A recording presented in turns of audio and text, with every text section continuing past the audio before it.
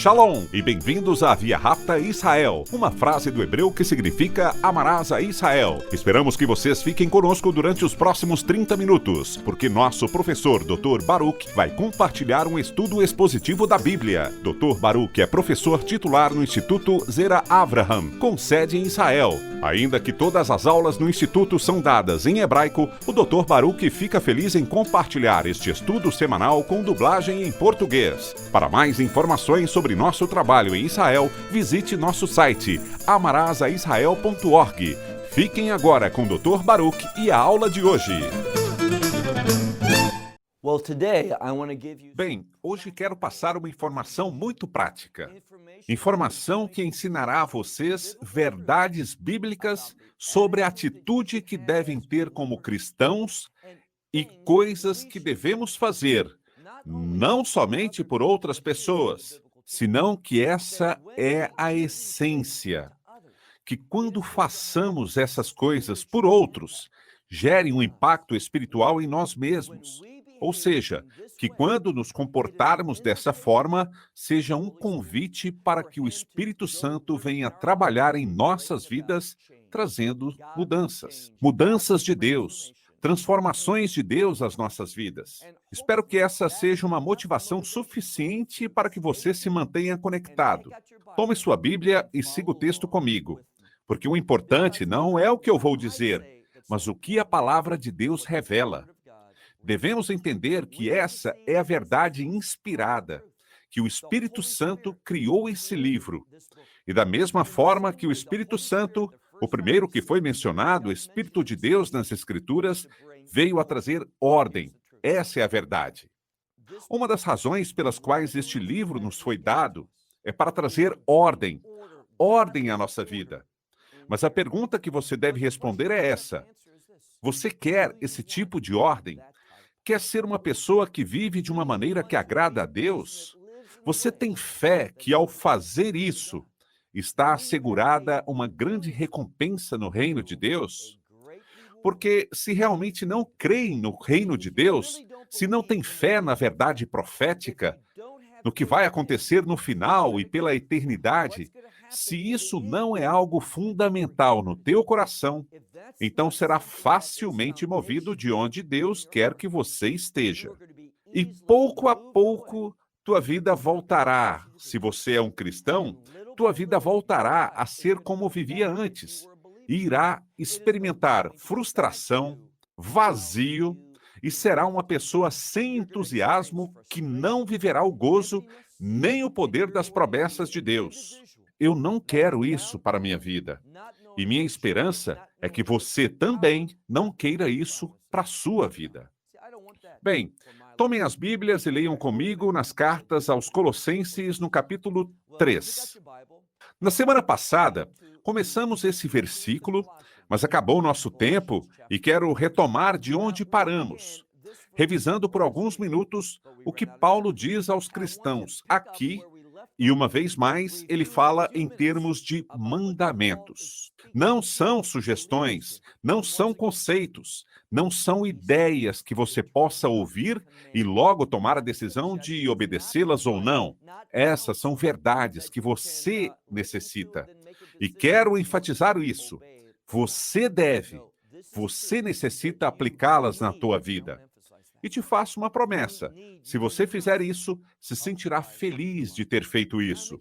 Ou seja, não buscamos que você faça algo porque outra pessoa quer que seja feito para sua própria conveniência. Não. Quando fazemos essas coisas, ainda que agradamos a Deus, ainda que participamos na sua vontade, cumprindo seus propósitos, deve saber que quem mais será beneficiado eternamente é você. Assim, não se trata de fazer essas coisas porque alguém quer que você faça. Bem, na vontade da carne você não o faria, mas se tivesse um conhecimento perfeito, se pudesse ver as coisas desde uma perspectiva eterna e se pudesse olhar a tudo o que já foi e será tua vida, tendo feito isso, tendo experimentado, olhando tudo desde a perspectiva do reino de Deus, desesperadamente desejaria ter conhecido essas coisas e já ter colocado elas em prática na tua vida. Vamos começar. Colossenses 3, versículo 12. Ele vem usando umas palavras em alguns versículos que realmente significam vestir-se, colocar algo. E uma vez mais, é um mandamento.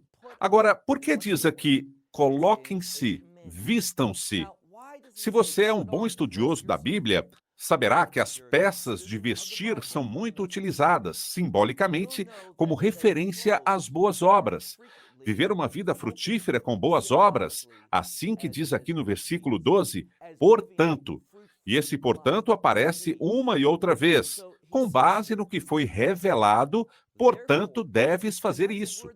Com base no que falamos antes, neste mandamento, portanto, deve se comportar de uma maneira em particular.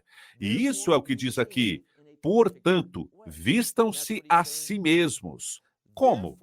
Quando uma pessoa se veste, usualmente o faz com base aonde vai e o que fará. Queremos estar adequadamente vestidos. Bem, isso representa o mesmo em um sentido espiritual para nós, porque, em última instância, isso é o que a palavra de Deus revela.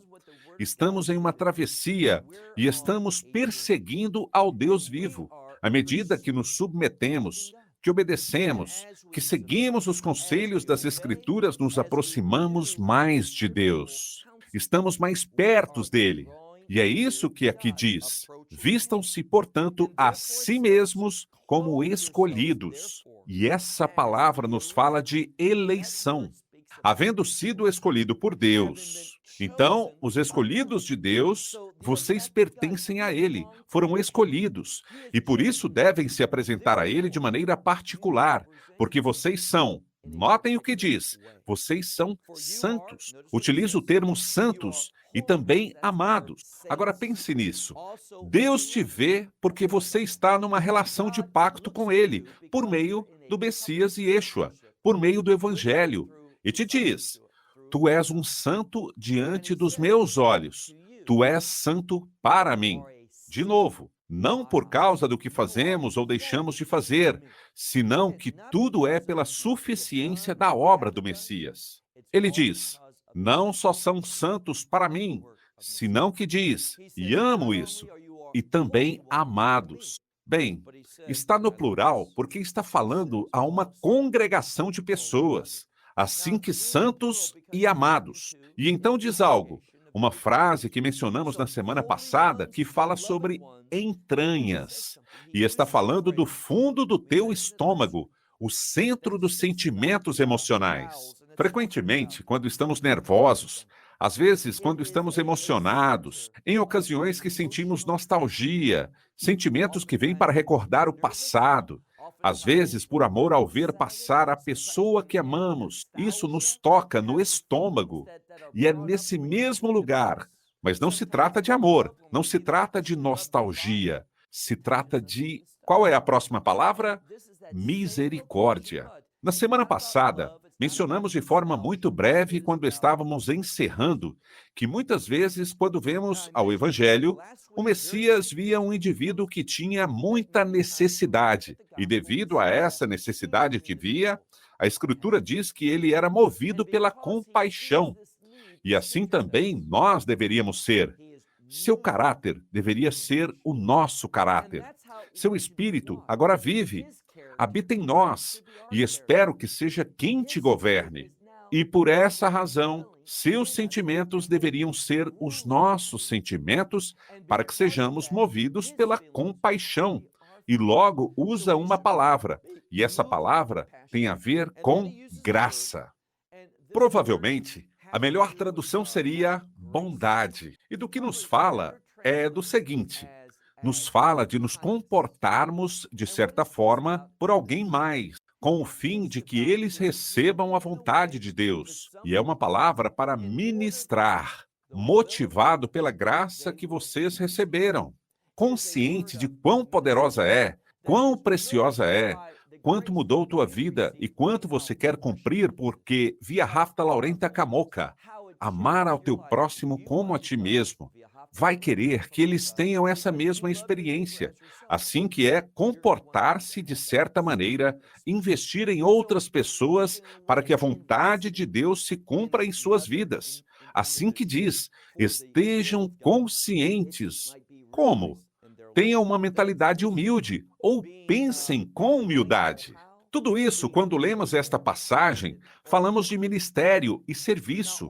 E quando pensas com uma perspectiva do Antigo Testamento, quem era um servo de Deus? Bem, na Torá, vimos que uma das maneiras que, por certo, é minha maneira favorita, como se referia a Moisés, era como um servo de Deus. A palavra de Deus também diz que ele era a pessoa mais humilde. Assim que quando aqui diz, vejam a metade do versículo 12, quando diz, tenham uma mente humilde, pensem com humildade, implica que tem uma necessidade interior de servir a Deus. Quando uma pessoa está cheia de orgulho, não pode servir a Deus. Então, tenham uma mentalidade humilde, sejam mansos. E mansos tem que ver com paciência, tem que ver com esperar a provisão de Deus, ao invés de tomar as coisas por si mesmos. E por isso diz que os mansos herdarão a terra. É dizer que essa bênção do reino, a criação de Deus, vamos obter tudo, mas não o tomamos. Os mansos herdam, que quer dizer que esperamos com paciência porque Deus provém o que ele quer que tenhamos. Assim que se supõe que sejamos mansos. E notem o que diz ao final do versículo 12, onde diz: e pacientes. Eu realmente tomaria um marcador e ressaltaria isso, sublinharia e o escreveria em alguma parte esse termo, paciente. Na semana passada, brincava dizendo a vocês que se fizéssemos uma conferência intitulada Entendendo a Ira de Deus, não creio que muitas pessoas assistiriam, não lotaríamos um estádio. E da mesma maneira, notem o que diz. O contexto é importante, porque se voltarmos ao versículo 12, em quem vocês acreditam que ele se refere? Aos eleitos de Deus. Algumas vezes, por exemplo, em Mateus 24, quando Yeshua fala dos eleitos, ele fala de Israel, fala de judeus que estão perdidos, mas que ele vai reunir com o único propósito de salvá-los. Mas, geralmente, quando Paulo fala dos eleitos, não se refere a um grupo étnico em particular, mas fala de todos, tanto os judeus quanto os gentios que estão no Messias por meio do Evangelho. Assim que a estes ele se refere e vem se referindo através desta carta. E diz novamente, como os eleitos de Deus. Diz, vistam-se, coloquem todas essas coisas. E o versículo 12 termina com a palavra paciência. Me pergunto sobre quantas pessoas viriam a um seminário, conferência ou algum estudo se o título fosse Aprendendo a Sofrer Pacientemente por Muito Tempo. Mas quando vemos a palavra de Deus, esse é o nosso chamado. Quando caminhamos em obediência e fazemos o que Deus nos chama a fazer, sofreremos por longos períodos de tempo. Me pergunto sobre quantas pessoas se dão conta, quando dizem sim ao Evangelho, quantas pessoas que vêm pelos corredores para receber as boas novas com o propósito de salvação, quantas sabem que ao que estão dizendo que sim é a isso? Deus está perguntando: quem sofrerá com paciência por meus propósitos em obediência a mim? Quem está disposto a trabalhar por longos períodos de tempo? Me pergunto quantas pessoas viriam por esse corredor, levantariam suas mãos dizendo que sim. E isso é o que continuamente vemos sobre os eleitos de Deus.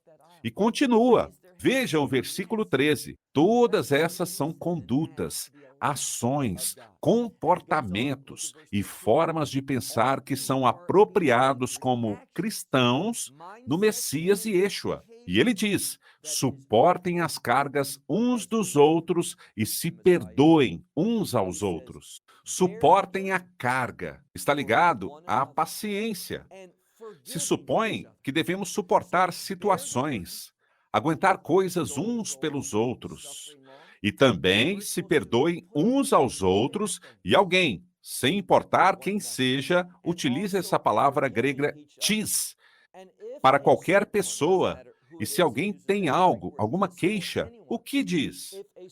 Assim como também o Messias perdoou vocês, assim também vocês. Querendo dizer isso, se você tem uma queixa, ou seja, se alguém está se queixando de você, o que você deve fazer? Suportar essa carga. Perdoe-se. Ou se você também tem algo contra essa pessoa, a perdoe. Ou seja, é uma via de mão dupla. Não fique nervoso porque alguém tem uma queixa sobre você. Se ocupe disso. Veja essa pessoa, amá-la, sofre com paciência, suporta essa carga, sana essa relação e, da mesma maneira, se você tem algo contra alguém, o que ele diz? E esse é o melhor contexto para se entender o que se diz aqui. Ele diz: perdoem-se uns aos outros, assim como o Messias perdoou a vocês. Façam assim. Perdoe total e completamente, sem importar a origem do problema. Por que fazer isso? Vejam o versículo 14. Porque existe algo que é fundamental para o cristão. Do que se trata? A lei de Deus. Provavelmente, muitas pessoas ouvirão isso e pensarão: por que a lei de Deus, a Torá, os mandamentos trazem essa discussão? Porque a lei de Deus me ensina que o que sabe que é algo que não vem a mim. O amor. Sabe o que me dá naturalmente? O egoísmo, o orgulho. Me colocam em primeiro diante de outras coisas. Essa é a minha natureza. Mas assim não é como um cristão deve se comportar. Devemos caminhar em amor. Diz com frequência: amem-se uns aos outros e, portanto, como o amor não vem de forma natural, temos uma variedade de mandamentos. Agora, quando falo dos mandamentos, falo primeiro e principalmente sobre essas leis, esses mandamentos da Torá. E você vai perguntar: o que isso tem a ver com o que estamos falando aqui? Vejam o versículo 14, diz: sobre todas essas coisas, amem, porque o amor é um vínculo ou um laço de perfeição. Assim que quando demonstramos amor, isso mantém esse vínculo de pessoas unidas em busca da perfeição. O que a perfeição quer dizer? A vontade de Deus. Essa é a mensagem. Deveríamos estar tão interessados na vontade de Deus, nos propósitos de Deus, que não queremos que nada afete nossa relação com os demais. Por quê? Porque se serei participante no cumprimento da vontade de Deus, isso geralmente não envolve só a mim. A razão pela qual o Messias fala da congregação dos redimidos, a eclésia, a igreja como corpo do Messias, é porque o corpo tem muitos membros, muitas partes. Assim, se vamos fazer a obra de Deus, devemos aprender a trabalhar juntos. E, portanto, devemos aprender a manter esse vínculo de paz, esse laço que nos leva à perfeição, à vontade de Deus. E, portanto, para que isso seja real, necessito demonstrar o amor. E quando vejo a lei de Deus, tudo se trata de amor. Quando vemos os dois mandamentos que falam, que definem, que caracterizam todos os 613 mandamentos, o que encontramos? Que significa? Ama ao Senhor teu Deus com todo o teu coração, com toda a tua alma, o moderra, com toda a tua essência, e por isso que em algumas ocasiões se traduz como com todas as tuas forças. E logo diz, Viahavta lareca camorra, ama teu próximo como a ti mesmo. Assim que quando caracterizamos os mandamentos de Deus, todos se tratam de amor. Amar a Deus e amar ao teu próximo. É devido a que amo a Deus e experimento o seu amor, que agora posso amar ao meu próximo e, ao fazer isso, posso ser paciente, posso suportar essas cargas, posso perdoar e, se tenho algo contra alguém, posso lhe perdoar, assim como o Messias me perdoou. Qual é a causa disso? Vejamos de novo o versículo 14. Sobre todas essas coisas, amem, que este amor é um vínculo de perfeição. Versículo 15. Paulo está para encerrar esta parte, que realmente iniciou no versículo 1 e que estamos estudando por várias semanas, mas essa sessão vai desde o capítulo 3, versículo 1, até o 17. E agora, estamos no versículo 15 e notem o que diz.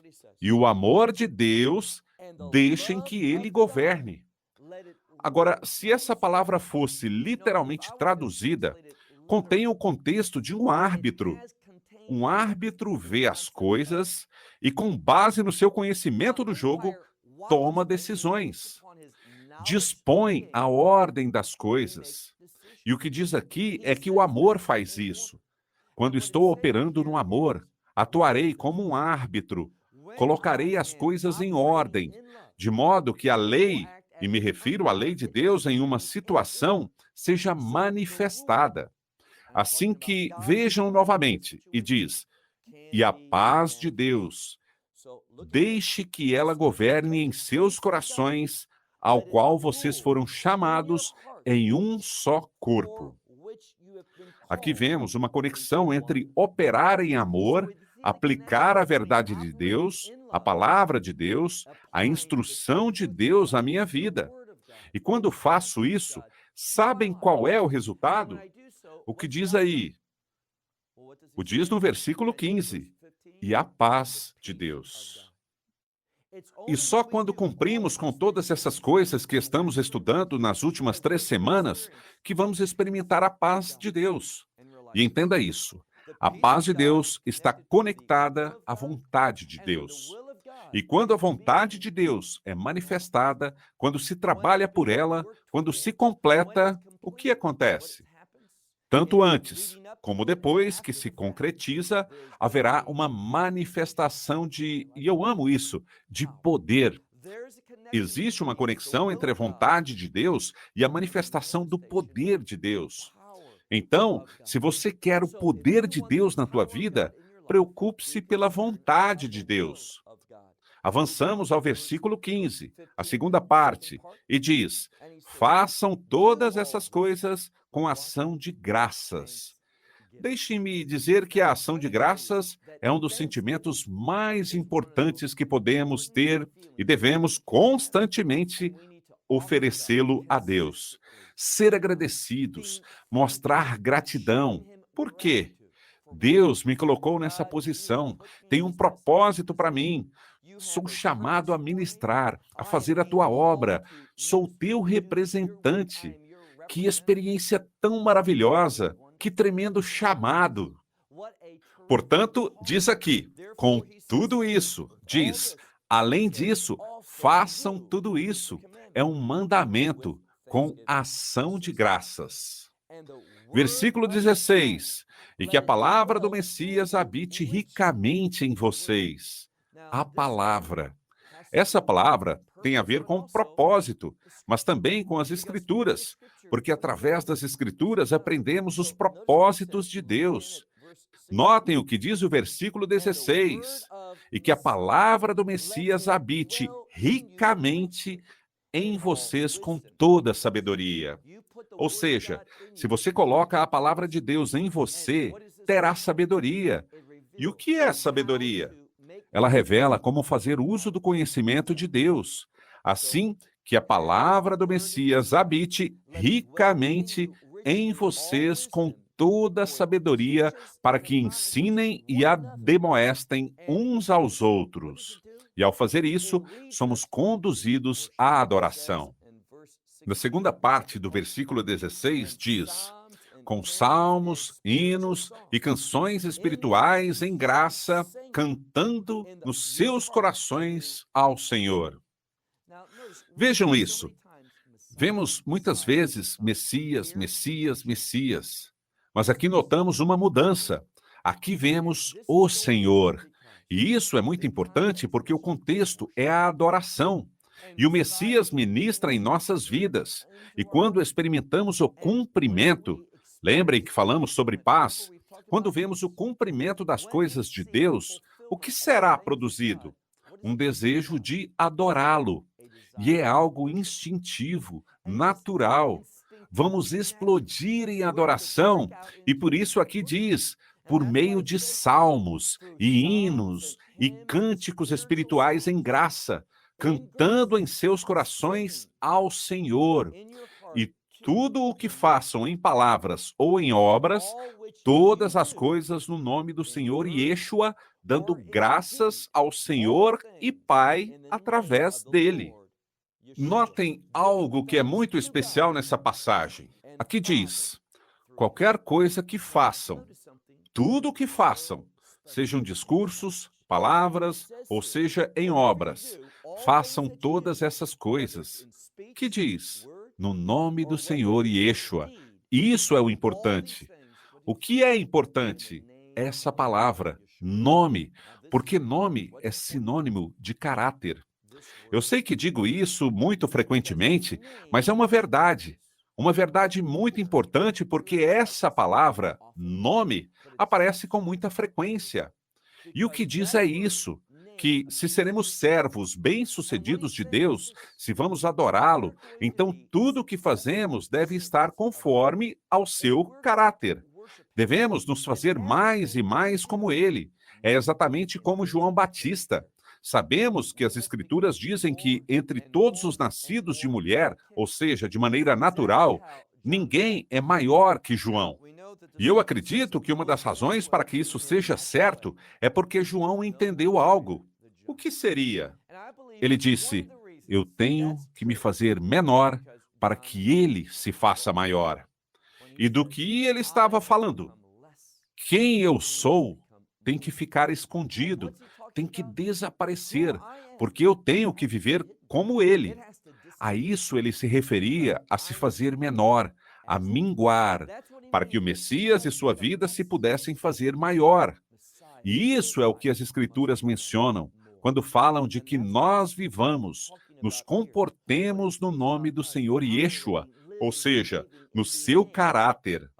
E por isso, uma das maneiras para crescer espiritualmente é sempre tentando, orando, buscando a assistência de Deus para demonstrar seu caráter em qualquer situação que se encontre.